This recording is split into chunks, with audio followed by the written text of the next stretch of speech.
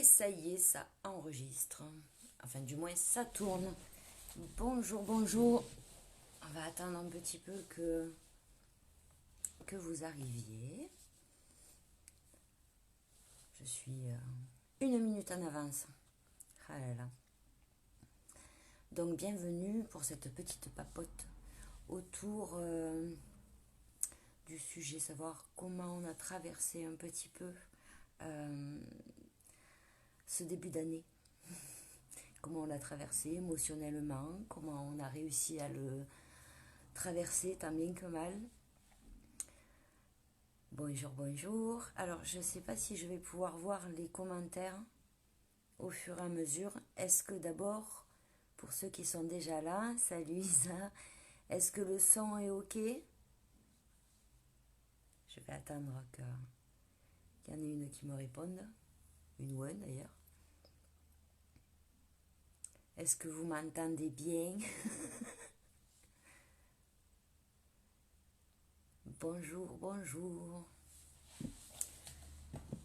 J'espère que vous avez passé une belle journée. On va essayer de la poursuivre sympathiquement. Isabelle, est-ce que tu peux me dire? Ok, super, merci. Bien. Alors, j'ai absolument rien préparé pour ce soir. Merci Isa. Je voulais simplement qu'on partage, qu'on échange un petit peu, vous et moi, par rapport à tout ce qui s'est passé dans nos vies, là, de savoir un petit peu comment on a traversé ce tsunami de début d'année. On m'avait promis une année 2020 d'aboutissement, de consécration. Voilà, voilà quoi. Alors bien sûr, nous sommes énormément à cette prix des gifles monumentales. Bonjour les filles. C'est cool, j'arrive à voir les commentaires. Donc si vous avez des questions, si vous avez envie de participer, je pense que je peux inviter quelqu'un. Ou en tout cas, si vous avez envie d'interagir avec moi là tout de suite, je surveille les commentaires. Comme ça, je pourrai vous répondre, ou du moins avancer sur votre partage d'expérience. Alors, si comme moi, vous avez un certain chemin, un certain degré de cheminement personnel, et que vous vous sentiez, bonjour à tous, et que vous vous sentiez à l'abri en ce début d'année, tranquille, pépère, crème des gueules, moi ça va, tout est ok, et que malgré tout ça, eh bien, ces énergies de ce début d'année, qui étaient, on va schématiser, en gros, de lâcher tout ce qui nous est toxique, on se sentait un petit peu à l'abri de tout ça, du moins ce qui me concernait, je me sentais peinard. Et je me suis pris une clacasse. Et contrairement à d'habitude, j'avais beau mettre en place des outils et des ressources que j'avais apprises au cours de ces 20-30 dernières années, eh bien, il n'y a rien qui marchait. Ce tsunami émotionnel, il fallait que je le traverse à bras le corps et il fallait en ressentir les émotions, il fallait... voilà, donc on a bien morflé, je ne suis pas la seule, bonjour Viviane. Et je suis contente qu'on puisse se retrouver ce soir autour de ce petit live qui sera, je l'espère, pas un monologue. Alors je vous invite franchement à y participer.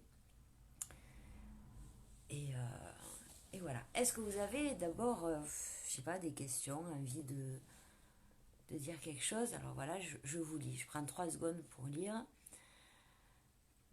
Oui, depuis juillet. Effectivement, Isabelle, c'est allé, on peut dire que c'est allé crescendo. Pour ma part, je dirais 2, 3, 4 ans maxi. Ça a commencé là. Et puis vraiment, ça a commencé vraiment à toucher l'émotionnel vraiment au fond de soi, quoi. le plus profond cet été. Juillet, août 2019, là déjà ça a commencé comme si on passait une vitesse supérieure. Et puis de juillet-août 2019 à cette fin d'année, ma foi, on peut dire que il y a eu quelques baffes chaque semaine. Et jusqu'à l'explosion, je pense, pour tout le monde. Je ne sais pas ce que vous avez traversé pendant ces périodes-là. Et si ça vous dit de partager, je vous y encourage. Mais quoi qu'il en soit, c'est jamais quand on a le nez dedans à souffrir comme des dingues, en plein dedans, en accueillant notre émotion, en la vivant, il n'y a qu'une fois qu'on a dépassé cette souffrance-là qu'on va arriver à prendre de la hauteur sur tout ça. Et là, il y a plusieurs écoles en fait. Il y a l'école de celles et ceux qui vont tout mettre en place, les outils, les ressources, pour pouvoir guérir, corriger, transmuter. C'est très bien. Et puis il y a l'école qui est la mienne, qui est de... moi, j'aime pas farfouiller le passé. Je veux savoir pourquoi, comment, je m'en fous en fait. Moi, ce qui m'importe, c'est le aujourd'hui, le ici et maintenant. Comment je me sens, quelle prise de conscience je viens de faire, qu'est-ce que ça réveille en moi. Bien sûr, il y a des ressources, des outils à mettre en place pour apaiser, pour accompagner tout ça au mieux. Mais surtout, à partir d'aujourd'hui, de ma prise de conscience, qu'est-ce que je veux en faire? Est-ce que je veux que ça reste une blessure béante? Est-ce que je veux que ça reste une cicatrice? Ou est-ce que je veux que ça se transforme en force? Je continue à vous lire, excusez-moi.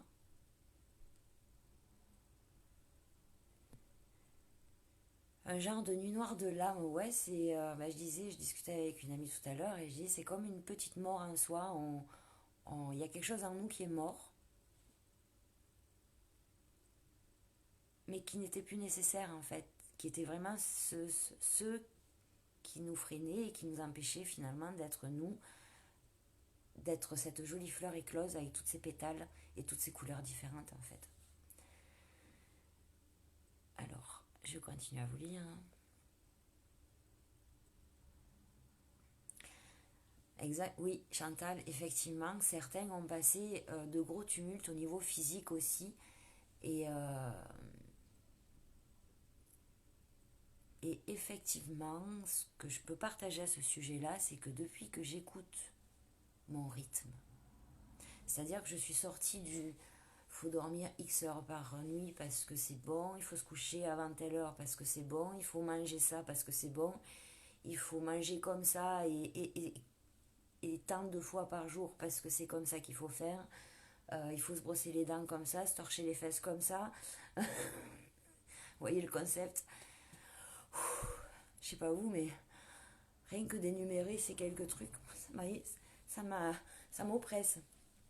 Donc en fait, je pense que j'ai réussi à guérir mon corps en écoutant mes propres rythmes, mes propres règles, mes propres cycles,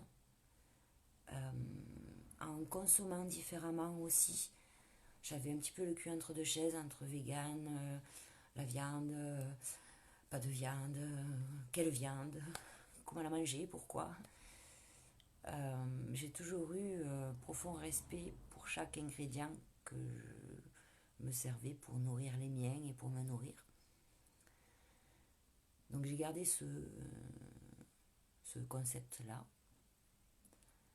Je consomme encore de la viande, mais je vais l'acheter à la boucherie du coin qui se sert aux producteurs du coin, qui élève ses bêtes dans le respect, etc. etc. J'en consomme très très rarement. Voilà. On est poussé, j'ai l'impression, à réfléchir à qu'est-ce qu'on veut donner aux autres, à notre terre, aujourd'hui?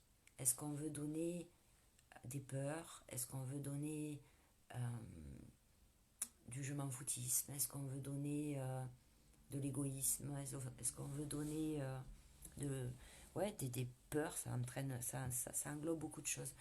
Moi, j'ai envie de donner de l'espoir. J'ai envie de donner de l'inspiration. J'ai envie de donner du rire. J'ai envie de donner du partage, du respect. Et tout ça, avant de s'adresser à l'extérieur de soi, d'abord, il faut se l'appliquer à soi-même. Alors, je remonte un petit peu. Ça me permet de ne pas rester sur un monologue sur un sujet. Oui, les rencontres, Isabelle, bien sûr. Les gens que l'on rencontre sur notre chemin, mais tous, ceux que l'on qualifie de bons comme de moins bons, vous voyez, tous sont là pour nous faire grandir. Salut, salut. Mais c'est ça, Sandrine dit, il y en a marre que l'on nous mette dans des cases... Oula que l'on nous mette dans des cases standards, mais ne pas faire comme tout le monde et changer ses habitudes. Alors vous écrivez au fur et à mesure. C'est long, bien sûr que c'est long de changer ses habitudes. On ne peut pas changer toutes nos habitudes comme ça d'un coup d'un seul. J'y pensé hier en faisant 4 courses au supermarché d'à côté parce qu'il y a des choses et j'y pense. J'y pense d'autant plus je ne sais pas ce qui se passe en ce moment, la folie que tout le monde a. Je me dis, mais bon sang, le jour où il y a une apocalypse, le clair, quoi, tu vois, c'est si t'as pas des trucs dans ton jardin ou si t'as pas réfléchi à des circuits courts, qu'est-ce que je peux changer, pardon, dans mon quotidien, dans mes habitudes de consommation, qui va me faire aller vers une autonomie. Je pense que c'est de l'utopie aujourd'hui. C'est effectivement trop long, trop gros. Il faudrait tout changer d'un coup. C'est utopique.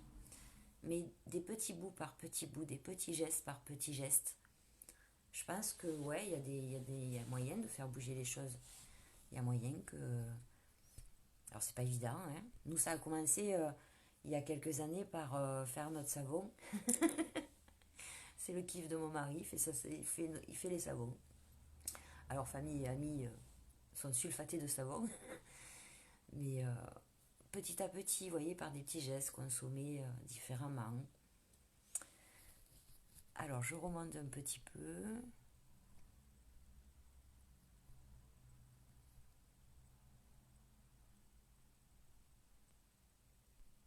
Notre mission, c'est d'être des éclaireuses. Ouais, j'aime bien ce mot. Tu sais, montrer l'exemple, ça a un côté un petit peu préoccupé. Je pense que c'est peut-être plus important d'être préoccupé à savoir quelle valeur j'ai envie d'avoir, qu'est-ce que j'ai envie de transmettre à mes enfants, qu'est-ce que j'ai envie de faire pour ce monde à m'apporter et le partager. Et c'est en ça que tu éclaires les autres, en fait, que tu donnes envie aux autres de faire pareil, que tu prouves aux autres que c'est possible d'être thérapeute depuis plus de 20 ans et de se mettre à nu et de dire que ouais, j'ai morflé ces 2 derniers mois, comme vous tous. Et c'est à nous de faire bouger tout ça.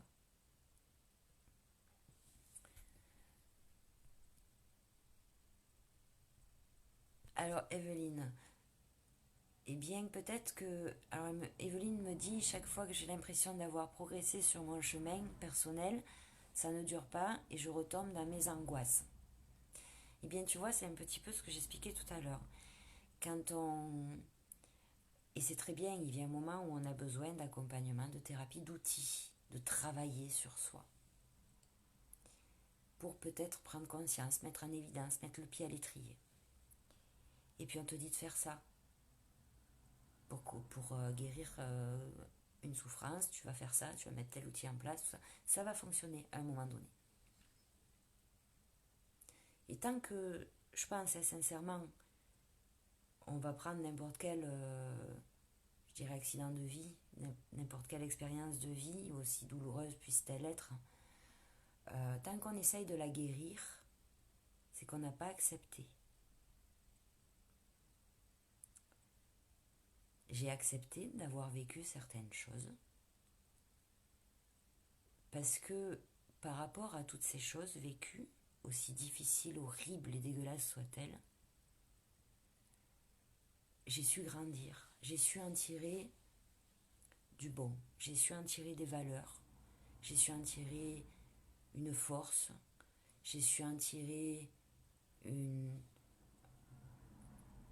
Ouais, des valeurs, quoi, l'intégrité, le respect, la bienveillance,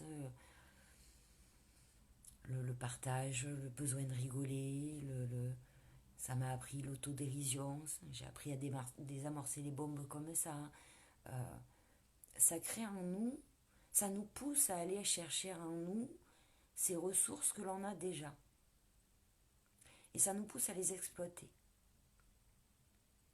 Et où on reste dans son positionnement justement de bah, j'ai vécu ça, il faut absolument que je le guérisse. Mais le fait de le guérir, énergétiquement ou par une thérapie cognitive ou une psychothérapie, peu importe, ça a du bon jusqu'à un certain niveau. Et il y a un moment où, une fois que la compréhension est faite, que la guérison est faite, eh bien c'est au mental à lâcher. Et à dire ok, j'ai vécu ça, ça m'a pas détruit, ça m'a rendu plus fort. Ça m'a, ça m'a poussé à aller chercher en moi toutes ces ressources-là. Je continue à vous lire. Et pour finir, Evelyne, pardon, euh, parce que le fait de voir les écritures, ça me fait sauter de ce que je vous raconte. Le fait de retomber dans tes angoisses, ces angoisses-là, tu sais, elles disparaîtront jamais. C'est comme les peurs, c'est comme certains traumas, c'est comme la peur de l'abandon et les blessures de l'âme, elles disparaissent jamais, elles sont toujours là. Sauf que, au fur et à mesure d'avancer, de les voir, de les accepter, d'accepter qu'elles fassent partie de nos couleurs, des couleurs qui nous composent et qui sont totalement uniques d'une personne à une autre, accepter qu'elles soient présentes en nous, et bien là on sort de la dualité. Et tout à l'heure, je ne sais plus qui parlait d'être divisé, mais c'est ça. Tant que on est divisé en soi, tant qu'on voit toutes ces expériences et ces parts de nous-mêmes comme des choses négatives, eh bien elles agissent en nous comme des choses négatives. Donc déjà, commencer peut-être à changer le regard de ces choses-là. Qu'est-ce que ça génère en soi comme force, comme valeur? Qu'est-ce que ça fait naître comme envie, comme... Ce serait peut-être bon à creuser. Et tu verras que quand l'angoisse va refaire surface, ou la peur, ou la croyance, ou peu importe, ben de suite, consciemment, on va la désamorcer. Parce qu'on la verra, on l'accepte, on sait qu'elle est là, mais elle n'a plus d'impact sur nous. On n'est plus dans ce mécanisme réactionnel, inconscient et pénalisant. Je continue à vous lire.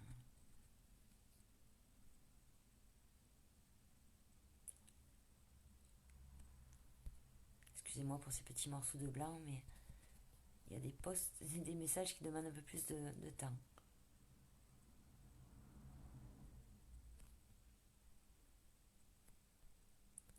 Alors, un jour démon, déjà j'espère que ça va mieux pour tout le monde.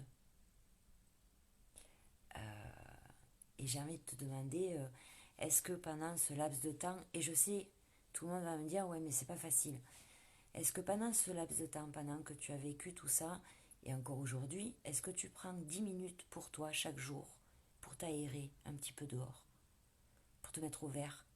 Je sais, je suis chiante avec ça, hein, mais il n'y a pas meilleur médicament que la nature. Et il n'y a pas besoin d'aller faire 3 heures de rando pour ça.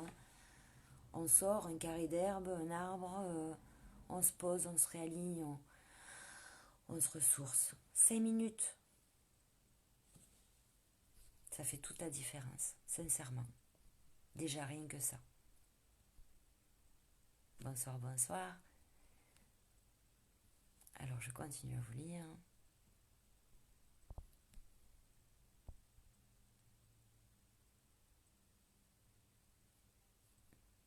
Eh bien Nathalie, si tu arrives à voir le positif, nickel. Et ça ne veut pas dire effectivement que c'est pas parce qu'on voit le positif à chaque chose qu'émotionnellement ça vient pas nous bousculer non plus. On n'est pas fait de cailloux.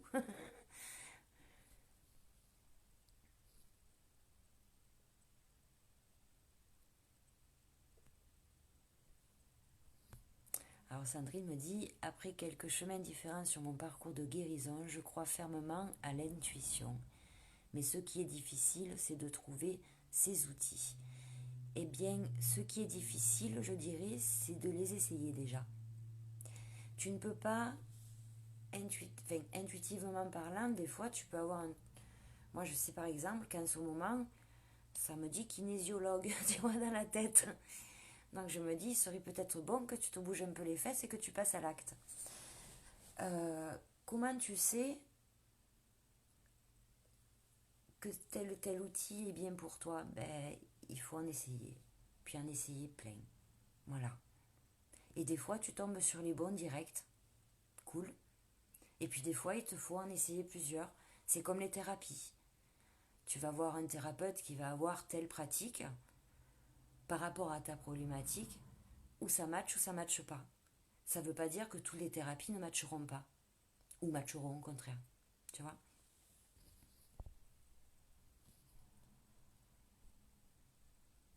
Je t'en prie, Evelyne.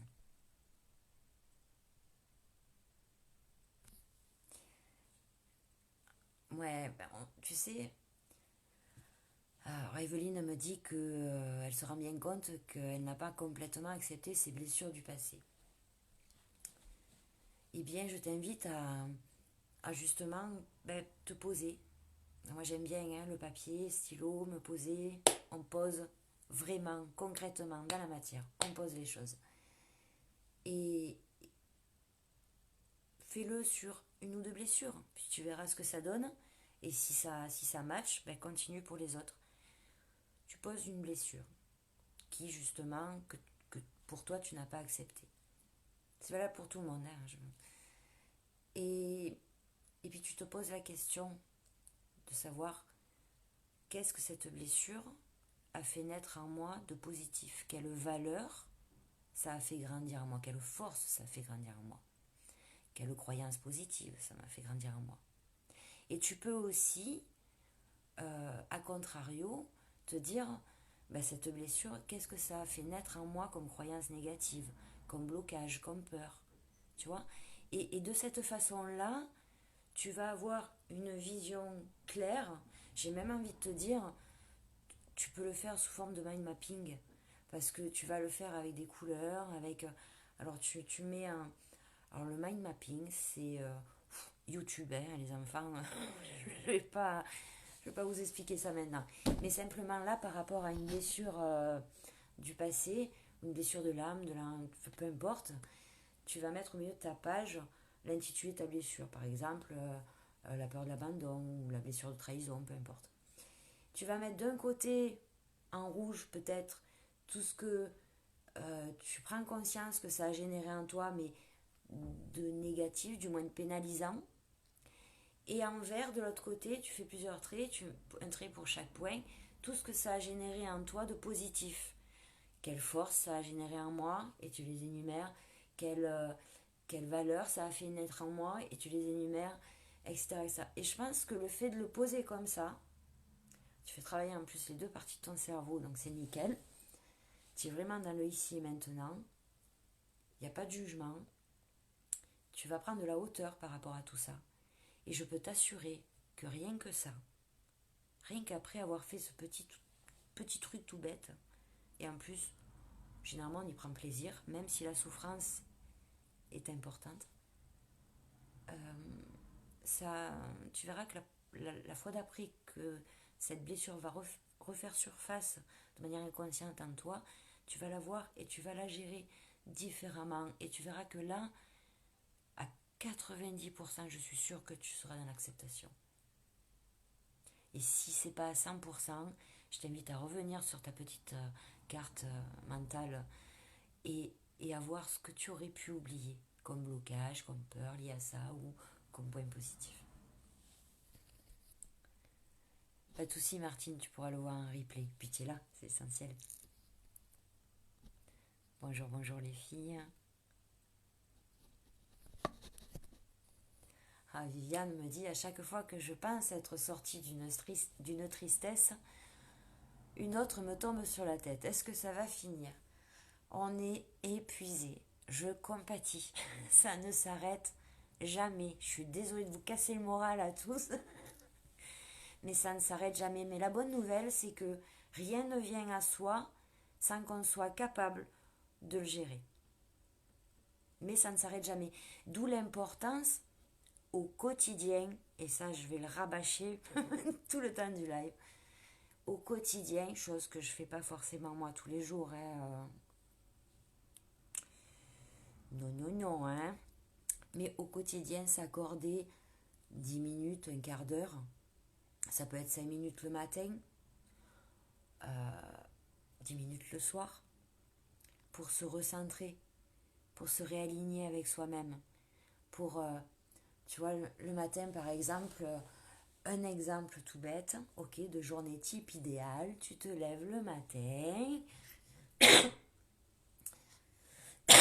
pardon, hop, petite concentration, on se ferme les yeux pour rentrer dans notre monde intérieur et nous isoler du reste, et on visualise notre reliance et notre ancrage. Ça prend 2 minutes. Tu vas prendre ta douche, petite douche énergétique, tu visualises que voilà, ça te recharge et ça te purifie en même temps, nickel. Tu sors de là, petit déj, brossage de dents, tu files.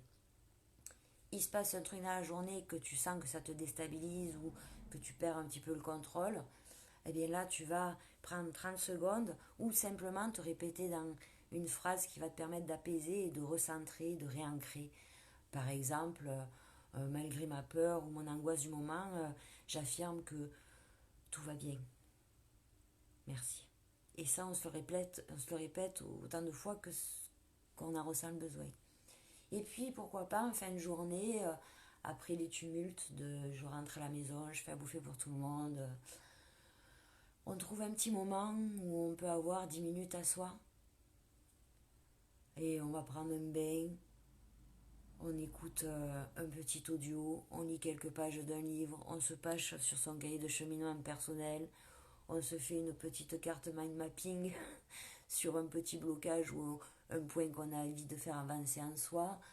On va jardiner 10 minutes, juste aller dehors, s'asseoir à l'extérieur, entendre les oiseaux, se focaliser sur ce qu'on voit, ce qu'on sent, ce qu'on ressent, ce qu'on entend, ce qu'on ressent dans la bouche aussi, pourquoi pas. Ça prend quelques minutes, mais c'est hyper ressourçant. Et puis après, à la fin de la soirée, je vais me coucher, je remercie mes 2-3 moments de gratitude des chouettes moments que j'ai kiffé de ma journée. Je m'endors sur ça en faisant mes souhaits pour le lendemain matin. C'est la journée la plus kiffante du monde. Qui le fait au quotidien? On n'a pas été formaté pour ça. On a été formaté pour se sacrifier, s'occuper des autres. D'autant plus quand on est maman. On s'oublie instantanément. Quoi qu'il se passe. Noël, on prépare le repas en famille, on va se défoncer pour tout le monde. des exemples comme ça, je peux vous en citer des milliers, et ça résonne, et je sais que ça résonne, parce que j'en ai discuté avec plein de personnes aujourd'hui de ce sujet-là. Donc voilà. Et le fait d'avoir ces quelques minutes le matin, pourquoi pas quelques minutes le midi, quelques minutes le soir, ben ça permet de rester centré, aligné. Ça permet de se dire, voilà, de pouvoir dire aussi à nos proches, à ceux qui nous entourent au quotidien, là j'ai besoin d'une heure pour moi, parce que là je suis vidée. J'ai vraiment besoin. Savoir communiquer, exprimer ce dont on a besoin. C'est pas parce qu'on vit avec quelqu'un depuis X années, c'est pas parce qu'on aime et qu'on est aimé que l'autre, c'est d'instinct ce dont on a besoin, là, tout de suite. Même s'il nous connaît à la perfection. Donc, exprimer ses besoins. Mais pour pouvoir les exprimer, il faut déjà les déterminer. Et si vous regardez un petit peu là, vous, aujourd'hui, où est-ce qu'on en est, de quoi j'ai besoin là, tout de suite. Eh bien, je serais curieuse de savoir combien d'entre vous seraient capables de me répondre spontanément, sans réfléchir 2 heures, et sans que ça ait relation avec un besoin de l'enfant, du mari, du monde. Je descends un petit peu dans vos coms.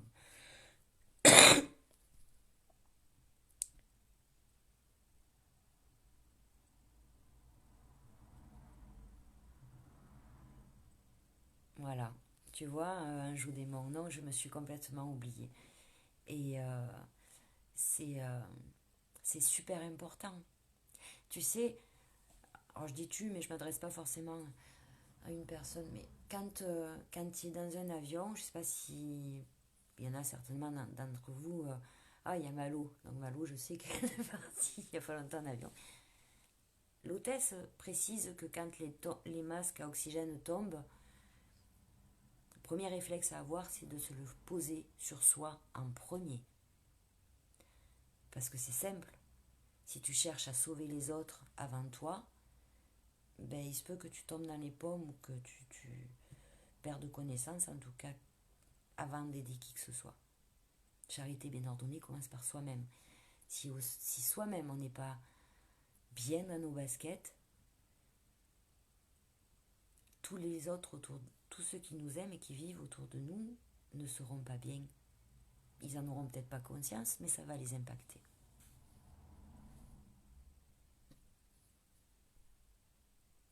Alors, tu vois, Sandrine, les pieds ancrés dans la terre, c'est parfait, vivement le soleil. Et quand il y a des nuages ou qu'il pleut, les pieds ancrés dans la terre, c'est sympa aussi, hein. Sous un grand chêne, sous un grand platane. Euh, tu vois, il n'y a pas besoin qu'il fasse beau. Quelles que soient les peurs, Laurence. La peur de l'abandon, c'est pareil. Essaye de le faire sous le même principe. Tu prends une feuille, au milieu, tu mets dans un encadré au milieu, peur de l'abandon. D'un côté, tu fais les traits avec, voilà, ben, qu'est-ce que ça génère comme peur chez moi, qu'est-ce que ça génère comme souffrance, qu'est-ce que ça génère comme blocage, qu'est-ce que ça génère comme mécanisme réactionnel. Je commence à plus savoir à articuler. Et de l'autre côté, tu vas mettre, voilà, qu'est-ce que au contraire, ça génère de positif en moi. Et je suis sûre que tu vas en trouver. Même si là, tu me dis, je suis sûre que tu vas en trouver. C'est pas vrai que quelqu'un aura besoin de vous. Les problèmes font partie de la vie. Toi aussi, tu as beaucoup de problèmes. Fais part la vie propre. Bien sûr. Alors attends, j'essaye, Elmati Doulfakar, j'essaye de comprendre ton message. C'est pas vrai que quelqu'un aura besoin de vous. Mais la première personne à avoir besoin de vous, enfin la première personne qui a besoin de nous, c'est nous. Déjà. Et les problèmes font partie de la vie. Et oui, bien sûr, on a tous ce que l'on peut qualifier de problème, tant qu'on le qualifie de problème. Moi, je préfère appeler ça des expériences de vie, plutôt que des problèmes, tu vois, elle m'a dit. la différence de raisonnement, la différence de perception. Je visualise ce que toi tu peux qualifier de problème dans la vie comme des expériences de vie, des épreuves à la limite. Mais je vous en prie. Alors, en termes d'outils, oui, il y en a plein. Alors, tu as les petits bonhommes allumettes. Et ça, les petits bonhommes allumettes, beaucoup me disent, bon, je l'ai fait, ça marche pas. Ou alors, j'ai dû le faire plusieurs fois. Alors oui, effectivement, selon ce que l'on va travailler avec les petits bonhommes allumettes, ça va nécessiter que l'on fasse, qu'on le répète. Et moi, je vous invite à le répéter, mais différemment. Par exemple, si c'est une problématique liée à une personne, on va le faire une première fois avec nous et la personne, couper les liens négatifs, hein. Et puis on va le refaire une autre fois avec nous face à la situation vis-à-vis de cette personne-là, tac, tac, tac. Et voyez le principe, on fait le tour de toutes les sphères qui ont le noyau commun, cette expérience-là, ce challenge-là.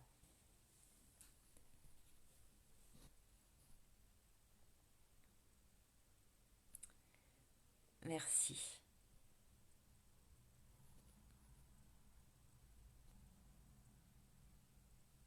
Alors je vous lis, excusez-nous.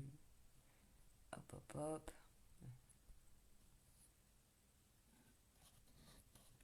Alors, le live parle de ce qu'on a pu traverser, comment on le traverse, et voilà. Et je regarde un petit peu l'heure, histoire de pas trop déborder sur ce qui se passe après. Donc, voilà, c'était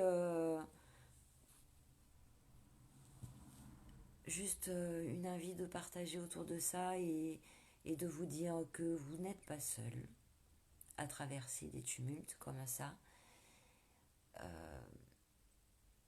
De parler, de communiquer, de pouvoir exprimer ce que l'on ressent. C'est important. C'est pas se victimiser. C'est pas alimenter ce que l'on vit. Sortez de toutes ces phrases de coaching, de développement personnel, de spiritualité qui sont hyper culpabilisantes. Ok ? Tout n'est pas que miroir. Tout n'est... Enfin, revenez à la simplicité. Vraiment. Merci beaucoup, Laurence. Bien. Est-ce que vous avez des questions ? Parce que je ne sais plus trop quoi vous raconter. Si ce n'est... Ah oui, si, j'ai eu quelques questions qui m'ont été envoyées en privé. Donc, j'ai Anonyme numéro 1 qui m'a demandé, mais comment tu fais pour rigoler de tout ce qui se passe, pour pas être atteinte par tout ce qui se passe au niveau global, mondial, et ben, je me retranche dans mon monde en fait, et je me dis que nourrir ça, il en est hors de question. Et puis ça me fait tellement rire, mon Dieu, mais ça en est débile. Enfin, c'est un jugement, hein, mais on a matière à rire en ce moment, je trouve. Donc profitons-en. Profitons-en, ne tombons pas dans la psychose. N'alimentons pas ce genre de choses, mais rigolons quand même, parce que là, hein. Et puis je trouve que ça fait du bien à la terre aussi. Et puis il y a des choses qui créent beaucoup plus de morts chaque année dont tout le monde se fout. Et puis en attendant, on passe de la démocratie à la dictature. Nickel. Donc tout va bien. Non, en fait, je me contente, je me recentre à ce sur quoi je suis capable d'agir. Je ne suis pas capable de monter à l'Élysée et leur mettre des beignes tellement je les trouve incohérents et ils m'énervent. Je ne suis pas capable de me dire je présente aux élections, j'ouvre ma gueule, donc je vais proposer des solutions. Je suis capable d'agir à petite échelle sur ma manière de voir les choses et de penser, de partager, de savoir ce que j'ai envie de diffuser, comment j'ai envie de le diffuser, quelle énergie j'ai envie de mettre dans tout ça. Et le reste, je fais confiance à la vie. Si c'est là, si ça se passe comme ça, ben c'est que on doit passer par certaines épreuves, par certaines expériences, et celle-ci en fait partie. Il y a même une personne qui m'a dit oui, mais tu dis ça, tu rigoles, mais si tu viens à mourir du coronavirus, voilà quoi. Je l'ai dit. Eh ben, si je meurs de ça, ben je mourirai de ça. Voilà. Si je meurs en traversant la route, je mourirai en traversant la route. Comment vous dire c'est une fatalité pour tout le monde, ça. Donc, d'être flippé par rapport à un truc, ou voilà. Allez, je lis vos derniers coms. Est-ce du retranchement ou un juste regard équilibré sur ce qui se passe? Alors, il faut rester conscient des jeux qui se jouent. Bien entendu, je regarde les infos de temps en temps, mais la différence, c'est que ce qui est dit, comment t'expliquer?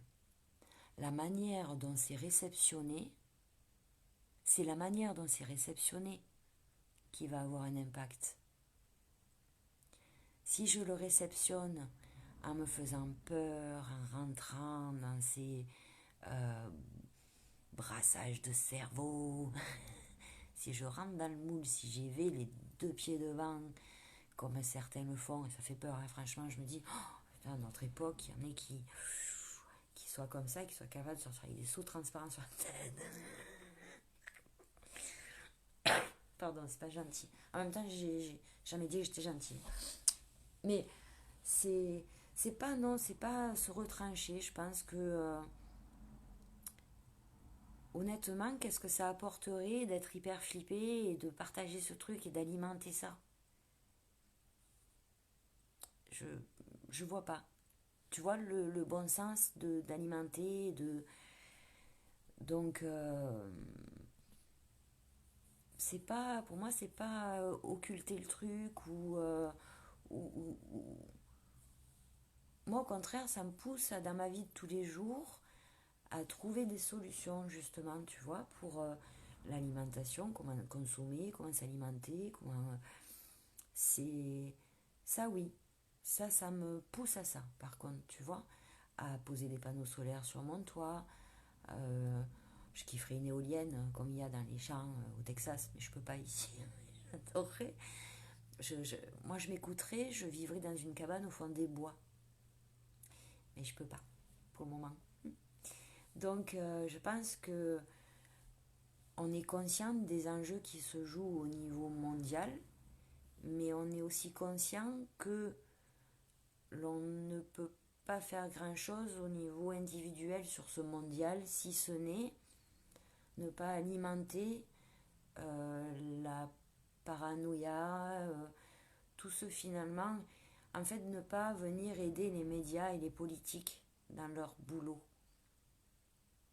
Vous voyez ce que je veux dire? Au contraire, faire le contre-pied de ça. Montrer à quel point ils sont incohérents, illogiques. Et ça se passe aux yeux de tout le monde et je me dis, mais quel culot!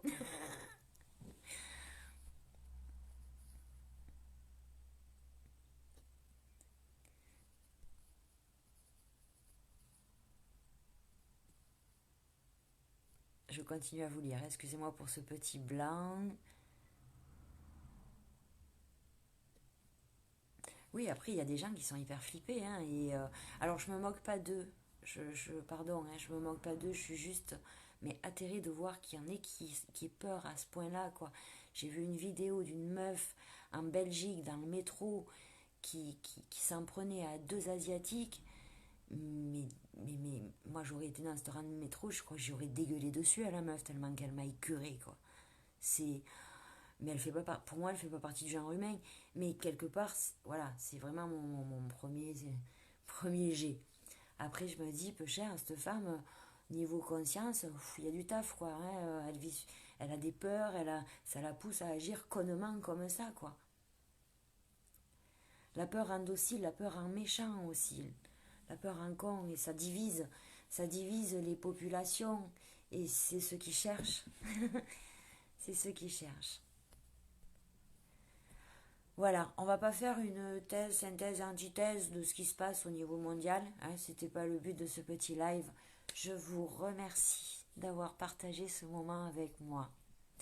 J'espère que vous aurez pris autant de plaisir à y participer, du moins à écouter, parce que du coup, il n'y a pas trop d'interaction avec ce système-là, mais bon, tant pis. Et il y en aura d'autres, parce que j'ai envie de partager, mais pas sous manière régulière ou bien dictée avec des thématiques. C'est vraiment, j'ai besoin de le faire le plus spontanément possible, donc ce ne sera pas forcément régulier, je m'en excuse. Voilà. Voilà, flippez pas, restez alignés, restez en confiance. Je vous fais plein de gros bisous, je vous souhaite une chouette soirée. Pas évident à dire ça. Un bon dimanche et puis prenez soin de vous. Et puis enjoy surtout. Rigolez, mariez-vous. Mariez-vous. À bientôt.